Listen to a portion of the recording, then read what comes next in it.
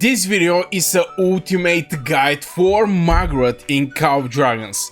Everything you need to know for Maggrat, and it's an updated guide because this hero was presented before 1 year and something, and a lot of things change in Call of Dragons. So first thing first, where we can actually use this hero. Well, the interesting part here is this hero is one of the not many heroes that can be used on many places. What I mean by that is not overall, but you can use it with different troops. Just because the rage skill is actually a passive skill that don't have any kind of range. Like for example the other marksmen, for example Syndrine is having attack range medium. This is not applying for Maggrat. She's having, it can be very far.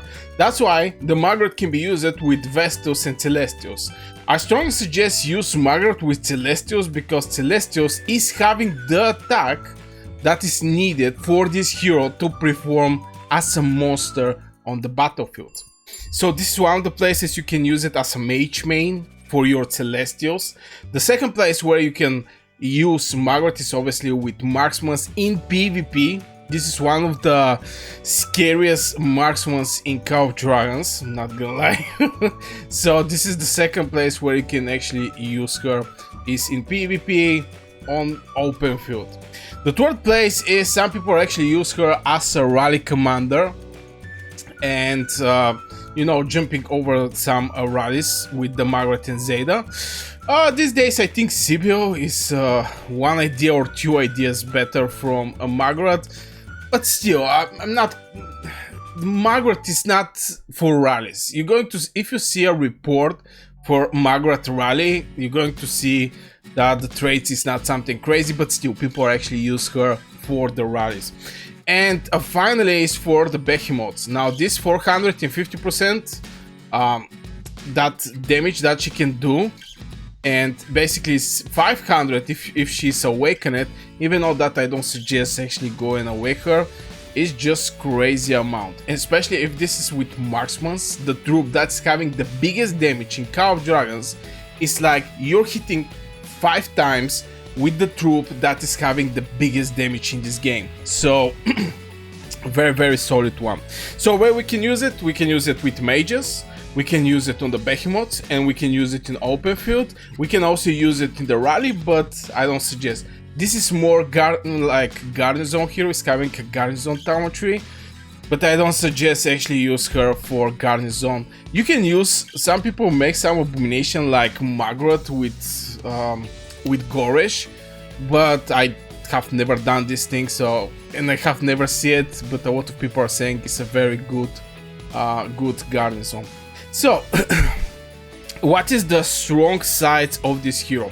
The strong side of this hero is she's firing up extremely fast. Now this 500 damage can be triggered very fast, and I actually make a test with her and one of my mages just to see when she's going to firing up and when the other mage is going to fire up. Okay, so here we're going to have Lilia with just Lilia, and we're going to put Maggrat here. If I find her, yeah, this is the Maggrat. Let's put Vestals. Okay, let's put Vestals. Okay, so you're going to see that right now Lilia, till she built this rage, the Maggrat is going to fire up like 2 times.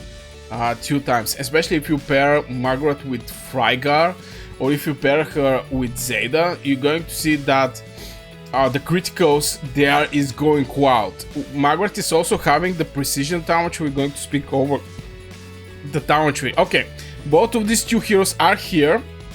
I'm going to zoom a little, and here we go. Both of them are attacking right now, and as you can see, Maggrat 10k one time. This is Lilia hitting, and I think the Maggrat hit already. Okay, 10k Maggrat also. So you see that she's way more faster from point of triggering this 450% damage, way more faster from the normal mages. And this is giving absolutely great advantage in the PvP because just she's going to fire up before the rest of the mages actually getting this rage to trigger their rage skill. This is some of the weak places of the mages that they just need to gather this rage, and if the mage don't execute the spell, is getting bad traits, especially from the counter attack, because if no skill damage involved in the attack of the mage, from the normal attacks, mages always lose, just always lose. So yeah, this is from point of the strong side, it's just hitting faster and is doing some crazy amount of damage. I have seen like 1 million tick on the 4 rallies over a castle. It was absolutely wild. Now let's talk about the talent tree. The talent tree I actually use is this one, where I'm getting fully on the precision, going for the normal attacks, going for some march speed, boosting again the hero, reducing the hero skill damage because I don't actually need it, and increasing the attack, some critical. Now the good thing about the marksmen is this Intrepid is actually 100% to get 8% critical rate, which is, you know, it's not like 10% chance to get focus. You get it, you have 100% chance. The only difference is it's for 5 seconds and you can trigger this thing every 8 seconds, so there is like 3 seconds where you cannot actually use this one.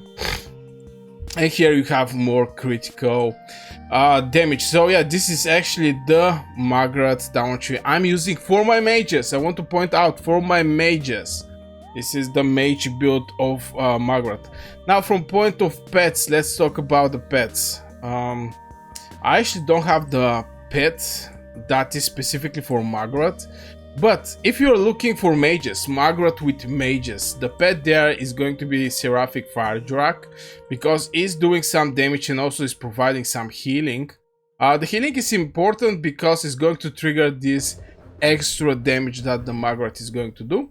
The other pet that specifically is for marksmen is, I think, Blade Manticore, not actually Shadow Manticore, yeah. Again, it's doing some damage and it's having some healing factor, which can go to 100, healing factor 100, very solid pet also. Now, if you're looking for criticals and you stack Maggrat with criticals, Nightrock maybe is going to be a good pick, but nah. I definitely believe that the Shadow Manticore is where Maggrat is going to shine. Now, some people actually pair her with Sand Lizard, just because the Sand Lizard is providing some extra healing, which is going to trigger this percentage more attack.